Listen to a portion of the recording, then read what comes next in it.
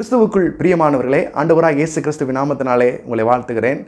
Word for the week, பலவீனர்களுக்கான வார்த்தை என்கிற இந்த பகுதியில் உங்களை சந்திக்கிறதுல எனக்கு ரொம்ப சந்தோஷம். இந்த நாளில் உங்களோட கர்த்தருடைய ஆவியானவர் தீர்க்க தரிசனமான வசனங்களை சொல்லும்படி என்னை ஏவினார். பரிசுத்த ஆவியானவருடைய வழிநடத்துதலின்படி நான் உங்களோடு தேவனுடைய வார்த்தையை நான் பகிர்ந்து கொள்கிறேன். நியாயாதிபதிகளின் புஸ்தகம் 15ஆம் அதிகாரம் 14ஆம் வசனத்தில், அவன் லேகி வரைக்கும் வந்து சேர்ந்தபோது பெலிஸ்தியர் அவனுக்கு விரோதமாய் ஆரவாரம் பண்ணினார்கள்.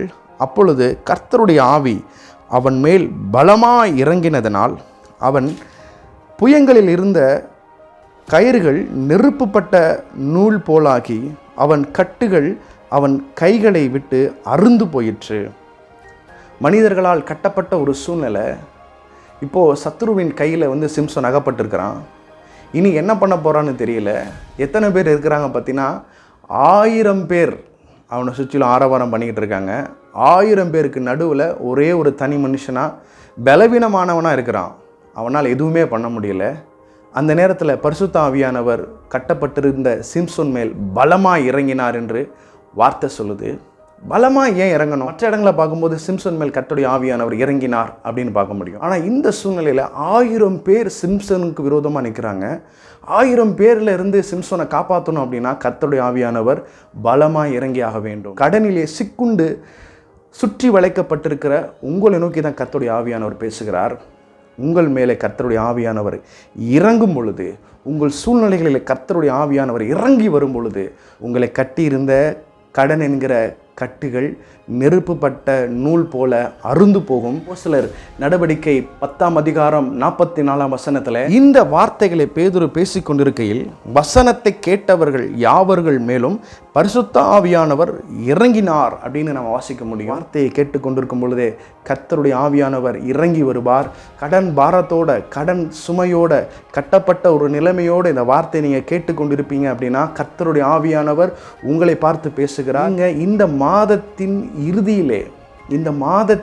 இறுதியிலே ஒரு பெரிய இயற்கைக்கு அப்பாற்பட்ட வாசல்கள் உங்கள் வாழ்க்கையில் திறக்கும். இந்த கடனிலிருந்து கர்த்தருடைய ஆவியானவர் சொல்லுகிறார், இந்த கடனிலிருந்து ஒரு இயற்கைக்கு அப்பாற்பட்ட ஒரு டோர்ஸ், ஒரு கதவுகள் உங்களுக்கு திறக்கப் போகிறது. இந்த கடன் பாரத்திலிருந்து, இந்த கட்டுகளிலிருந்து கர்த்தருடைய ஆவியானவர் இந்த மாதத்தில் உங்களை விடுதலையாக்கப் போகிறார். இந்த மாதத்தில் கர்த்தர் கொடுத்த வாக்குத்தத்தத்தின்படி உங்கள் சுக வாழ்வு சீக்கிரத்தில் இந்த மாதத்திலே துளிர்க்க போகிறது. வாழ்க்கையிலே இன்று காண்கிற எகிப்தியரை, இன்று காண்கிற இந்த கடன் சுமைகளை, இன்று காண்கிற இந்த பாரத்தை இனி உங்கள் வாழ்க்கையிலே இனி ஒருபோதும் பார்க்க மாட்டீங்கன்னு ஆவியானவர் சொல்லுகிறார்.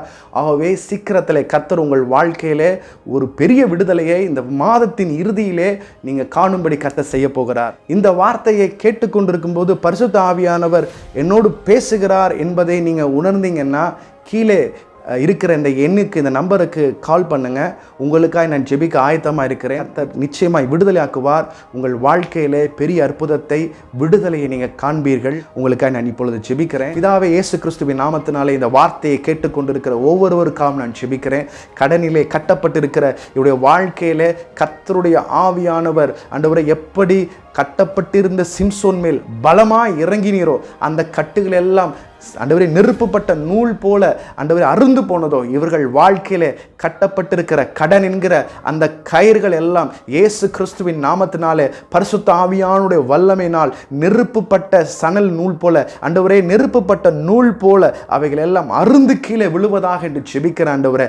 ஆண்டவரே, என்னுடைய வாழ்க்கையில் ஒரு பெரிய அற்புதம், ஒரு பெரிய ஆண்டவரே அப்போ அதிசயம், ஒரு பெரிய விடுதலை உண்டாவதாக. இன்று காண்கிற எகிப்தியரை இனி என்றைக்கும் காண மாட்டாய் என்கிற வாக்குத்தத்தத்தின்படி இவங்க வாழ்க்கையில இன்று இருக்கிற ஆண்டவரே இந்த கடன் பிரச்சனை, இந்த கடன் தொல்லை ஆண்டவரே இனி இவர்கள் வாழ்க்கையில இவர்கள் தேடியும் காணாதிருப்பார்களாக என்று நான் ஜெபிக்கிறேன். இந்த மாதத்தில் இவருடைய வாழ்க்கையில ஒரு பெரிய வல்லமை, கர்த்தருடைய விடுதலையாக்கும் வல்லமை ஆண்டவரே இவர்கள் வாழ்க்கையில் இருக்கிற கடன் என்கிற கட்டுகளில் இருந்து இவர்கள் விடுதலையாக்க போகிறதுக்கு ஸ்தோத்திரம். கர்த்தருடைய ஆவியானவர் எங்கேயோ அங்கே விடுதலை உண்டு என்று எழுதியிருக்கிறபடி கர்த்தருடைய ஆவியான ஆவியானவருடைய வல்லமை இவர்களை விடுதலையாக்க போகிறதுக்காக ஸ்தோத்திரம். ஆண்டவரே, நீர் கொடுத்த ஒரு பெரிய விடுதலைக்காக ஸ்தோத்திரம். உடைய வார்த்தையை அனுப்பி நீர் விடுவிக்கிறவராக இருக்கிறீர். ஆண்டவரே, உடைய வல்லமை வெளிப்படுகிறதுக்காக ஸ்தோத்திரம். ஒரு பெரிய அற்புதம் எங்கள் வாழ்க்கையிலே, இந்த வார்த்தையை கேட்டுக்கொண்டிருக்கிற வாழ்க்கையிலே ஆண்டவரே நீர் செய்ய போகிறதுக்காக ஸ்தோத்திரம். சகல துதிகளையும் கனங்களையும் மகிமை உமக்கே செலுத்துகிறேன் இயேசு கிறிஸ்துவின் நாமத்தில் பிதாவே. ஆமென், ஆமென், ஆமென். பிரியமானவர்களே, இயேசு கிறிஸ்துவின் நாமத்தினாலே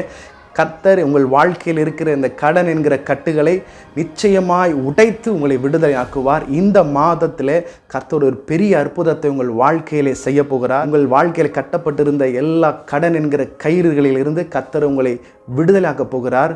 உங்கள் வாழ்க்கையில் இன்று காண்கிற எகிப்தியரை இனி என்றைக்கு காண மாட்டாய் என்கிற வார்த்தையின்படி தொடர்ந்து உங்களோடு போராடி தொடர்ந்து கொண்டிருந்த கடனில் இருந்து கர்த்தர் நிச்சயமாக உங்கள் வாழ்க்கையில் ஒரு பெரிய விடுதலையை தருவார். உங்கள் வாழ்க்கையில் பெரிய அதிசயமான காரியங்களை செய்ய வல்லவராக இருக்கிறார் என்பதை விசுவாசியுங்க. பெரிய காரியங்களை பார்ப்பீங்க. மீண்டும் சந்திக்கிறேன் இயேசு கிறிஸ்துவின் நாமத்தினாலே. ஆமென்.